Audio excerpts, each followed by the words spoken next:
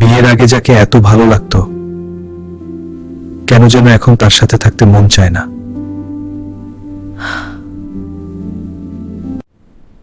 এটি আমার ভুল, নাকি এটা স্বাভাবিক কিছু?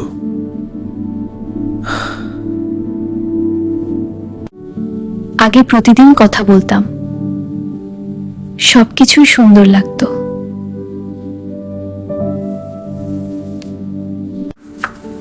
এখন সবকিছু বাস্তব, দায়িত্ব, কাজ সবকিছু বদলে গেছে।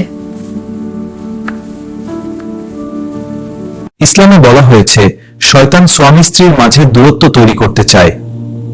এই অনুভূতি অনেক সময় তার কুমন্ত্রণার ফল। তুমি সবকিছু ঠিকভাবে করো না, আমি আগের মতো শান্তি পাই না পা।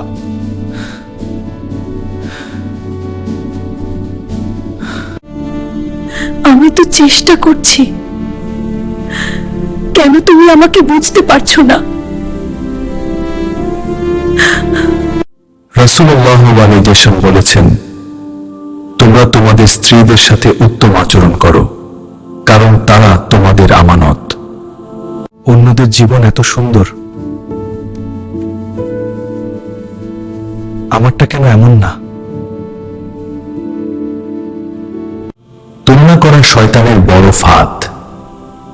এতে নিজের সম্পর্ককে ছোট মনে হয়। হে আল্লাহ, আমাদের সম্পর্কটা ঠিক করে দিন, আমার স্বামীর মন নরম করে দিন। আমি কি ভুল করছি? আমি কি তাকে কষ্ট দিচ্ছি?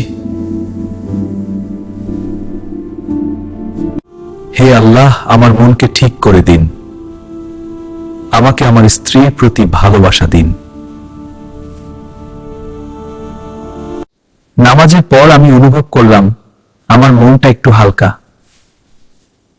হয়তো আমি নিজের ভুল বুঝতে শুরু করেছি।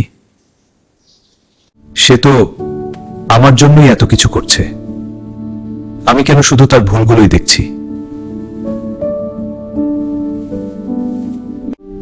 আমি শুধু চেয়েছি সে আমাকে একটু বুঝুক, তার একটুখানি ভালোবাসাই আমার জন্য অনেক। খুব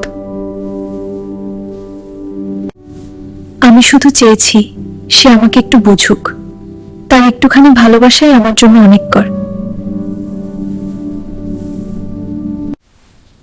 সুমাইয়া, আমি তোমার সাথে একটু কথা বলতে চাই। আমি হয়তো তোমাকে অনেক কষ্ট দিয়েছি।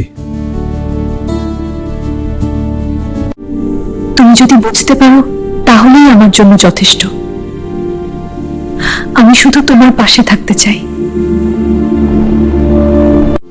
চলো আমরা নতুন করে শুরু করি। আল্লাহর জন্য একে অপরকে ভালোবাসি।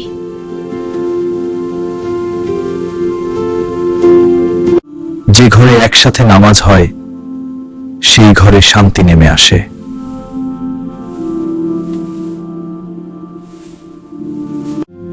ছোট ছোট মুহূর্তগুলোই আসল সুখবা, যেটা আগে আমি বুঝতে পারিনি।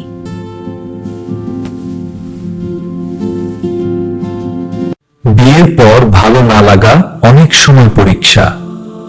ধৈর্য আর দোয়া করলে এই অনুভূতি ভালোবাসায় বদলে যায়। আমি শিখেছি ভালোবাসা নিজে নিজে আসে না, এটা তৈরি করতে হয় সম্মান আর ধৈর্য দিয়ে। এই গল্পটি ঢাকা উত্তরা থেকে একজন আপু তার জীবনের বাস্তব অভিজ্ঞতা থেকে পাঠিয়েছেন। আপনার জীবনেও যদি এমন কোনো গল্প থাকে তাহলে আমাদের জানাতে পারে, আমরা তা সবার সাথে শেয়ার করব ইনশাআল্লাহ।